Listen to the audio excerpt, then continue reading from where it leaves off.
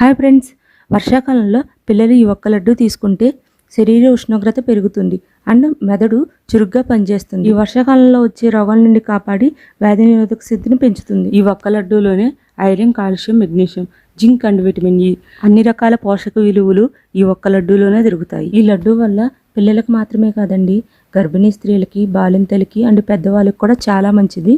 ఈ లడ్డు ఎలా తయారు చేయాలనేది డీటెయిల్ రెసిపీ అనేది నేను కింద డిస్క్రిప్షన్లో ఇచ్చాను, ఒకసారి చెక్ చేయండి.